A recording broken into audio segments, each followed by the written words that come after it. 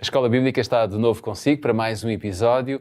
Serão mais 10 minutos onde você poderá abrir a sua palavra, a Bíblia, a palavra de Deus, e poder assim desfrutar daquilo que o Senhor Deus tem para nos oferecer.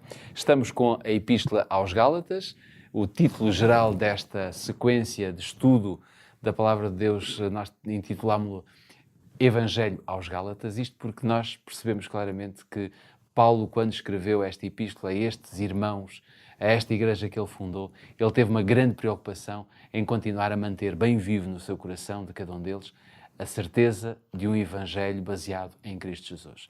Para me ajudar e para nós podermos ter uma conversa a dois, tenho comigo o pastor Pedro Esteves, que diariamente se apronta a estar connosco, o que nos dá uma alegria muito grande e uma satisfação muito grande. Pedro, obrigado mais uma vez. Qual é o sumário para hoje? Hoje vamos analisar um pouco Paulo. Vamos interromper aqui na troca, porque não temos um micro de Pedro. Deve ter morrido as pilhas ou assim. Mas fica a gravação toda como está. Então, Morreu aqui. então dá para ele entrar? Eu da pergunta. Eu faço a pergunta. Dá para entrar. Que a imagem estava em ti. Eu acho que ele já tinha passado ali para ti. É, mas eu posso perguntar qual é o sumário. Eu faço assim o lenga-lenga e tu avanças no sumário. Morreu completamente. Pá, vocês, para além de serem pessoas impecáveis, são tão impecáveis que até nos deixam aqui os dois sozinhos sem podermos sair da sala, não é? Vocês estão quentes, Mas a pessoa mete a mão eram aqui presos, não é? Isso já foi toda a vida. E ainda tem. Mexe que é isto de mama que é uma coisa louca. Estas ainda vão para dentro de ratos ou assim, que é o que a gente costuma fazer. O teu está bem? Pá, eu acho que está. O meu gasta menos do que ele. Do dele. Nem próprio. O meu é mais maneirinho. Eu dou sempre o melhor. Claro, então, és um gajo, és um generoso que estás Ok. aí. Né? Não sou eu o empilhador a apitar. Sim, está aí uma cena e depois estão a fazer barulhos aí fora, meu. Mas agora quando fizemos aquela troca, que eu vou fazer isso e tu para aqui, é que vai ser bom, mano. Tu estás a tentar convencer. Já vais poder ficar Mas não com... vais conseguir. Tens que usar este micro, não posso ser sempre eu usar aqui os micros bons. Eu vou, olha, o que ele se chama? O André disse-me que os African Voices pediram para eu ser o apresentador do programa deles na Aula Magna. Disse, olha, eu poderei ser, desde que o pastor Pedro Esteves tenha essa informação e o caso passe no Conselho e seja devidamente autorizado. Ah, está bem, não, ele já sabe. Está bem. Se calhar mandou-me aí uma mensagem. Está bem, vê lá. Pelo menos tens de dar indicação aqui no Conselho que eles vêm. Acho que aqui não há assim nenhum pedido formal para isso, tenho que ir ver. Tens que ver. Deixa-me só fazer a pergunta e vamos avançar. Acho que me esqueci completamente dessa história, mano. Olha, mas está o plano dele dentro. É o plano dele? Ah, pois, agora é... Ah, ok. Temos connosco o pastor Pedro Esteves, é sempre muito bom e um privilégio podermos tê-lo aqui connosco. Pedro, então, qual é o sumário de hoje? Hoje vamos olhar um pouco mais para a história, se quisermos até um pouco da biografia de Paulo e relacioná-la com os Gálatas. E vamos ver, portanto, que Paulo ficou na Galácia por motivos de saúde, não exatamente apenas pela missão, mas a verdade é que isso acabou por lhe dar a oportunidade de pregar muito mais tempo aos Gálatas e, claro, de criar laços de amizade e laços fraternais com esta comunidade, e nós vamos analisar as implicações disso. Antes de analisarmos ponto por ponto estas implicações, gostaria de o convidar a abrir a sua Bíblia, se a tiver por perto, em Gálatas capítulo 4, versículos 13 e 14. São estas duas passagens que iremos ler. Prepara a sua Bíblia, capítulo 4 de Gálatas, versículos 13 e 14. Se não tiver a sua Bíblia, então nós temos aqui no nosso quadro, você poderá ler connosco, e o que diz é: E vós sabeis que primeiro vos anunciei o Evangelho, estando em fraqueza da carne, e não rejeitastes, nem desprezastes isso, que era uma tentação na minha carne, antes me recebestes como um anjo de Deus, como Jesus Cristo mesmo. Gálatas capítulo 4, versículos 13 e 14. Pedro, parece ter havido aqui, de alguma forma, um acontecimento especial que levou Paulo a tomar uma decisão e, sobretudo, a decisão de pregar o Evangelho na Galácia. A ideia com que ficamos, embora seja um pouco implícita, mas é de que talvez não tenha sido até a intenção inicial de Paulo de ir pregar o Evangelho à Galácia, porque nós percebemos que na viagem que ele estava a fazer, naturalmente houve alguma doença que ele vai chamar fraqueza da carne, portanto, esta expressão fraqueza revela que ele estava numa situação de alguma debilidade séria, ou pelo menos que o marcou, e por isso, pelo menos, forçou a ficar muito mais tempo naquele lugar do que ele seguramente tinha previsto, para se poder recuperar. É interessante, portanto, notar que nesta dinâmica da relação entre Paulo e a Igreja, a comunidade aqui na Galácia, forçosamente essa relação está marcada por este facto, de que ele não chegou ali em condições, digamos, normais, naturais, nem na plena posse das suas capacidades, não é? E isto vai ter alguma influência e, sobretudo, Paulo vai usar isto como parte da sua argumentação para chegar ao coração dos Gálatas e da mensagem que ele queria fazer chegar. Claro, aqui talvez seja interessante refletir um pouco sobre qual seria o tipo de doença, não é? Que fraqueza na carne é esta? É lógico que é impossível saber, com certeza, a não ser que Paulo tivesse escrito qual era o problema.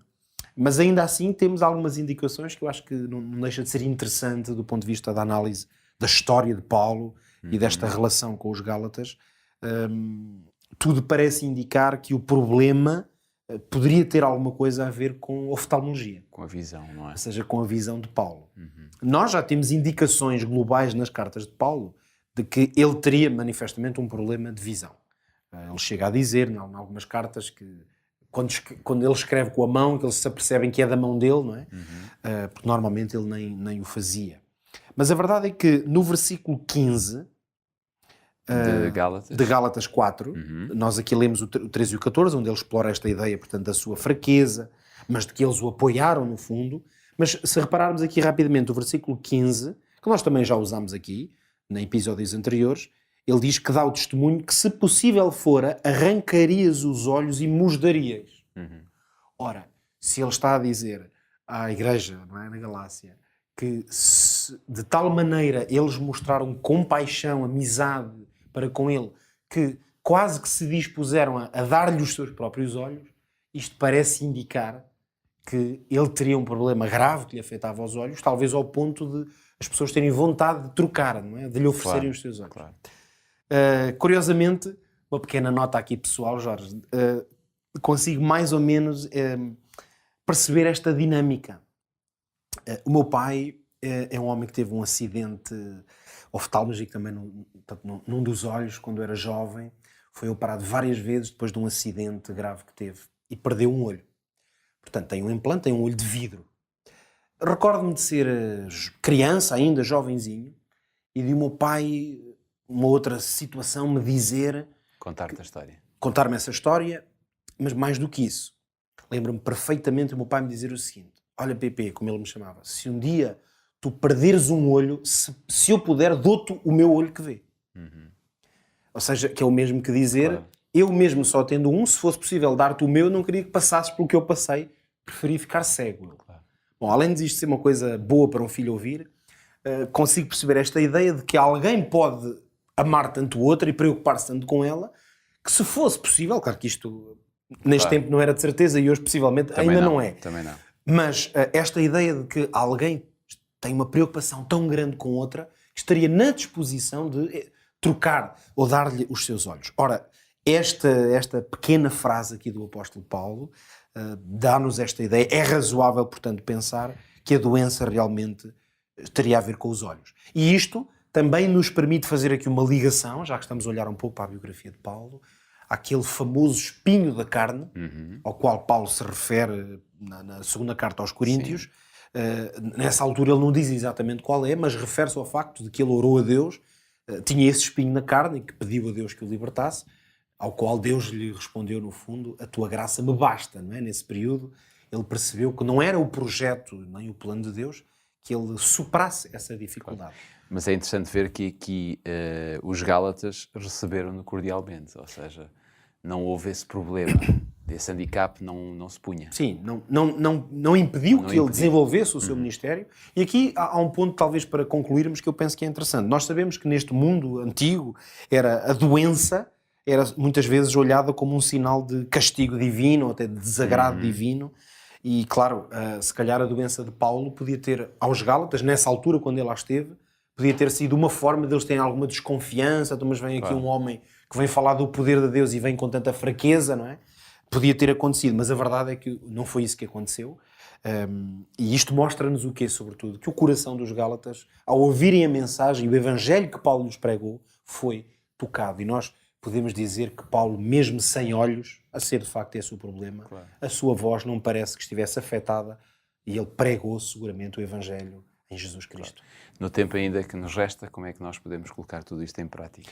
Olhando para o exemplo de Paulo, e hoje focámos-nos mais na biografia, eu acho que há uma pergunta, hoje sobretudo deixo uma pergunta: como é que nós podemos aprender a permitir que as nossas provações, lutas e dificuldades sejam também um instrumento para ainda nos apegarmos mais a Deus e que isso não seja o impedimento para sermos seus instrumentos? Pensemos nisso, porque Paulo foi um bom exemplo disso. Fico com esta certeza, fico com este pensamento, reflita sobre ele ao longo do dia e sempre que puder, para que Deus possa encaminhar o seu pensamento para as coisas boas e que possam perdurar na sua vida. Fica também a certeza de que estamos de volta no nosso próximo episódio. Até lá, continua a estudar a Epístola aos Gálatas, continua a abrir a Bíblia, continua a encontrar na Bíblia a certeza para a sua vida. Quanto a nós, já sabe, temos muito gosto em estar consigo e por isso marcamos encontros já no nosso próximo episódio. Até lá.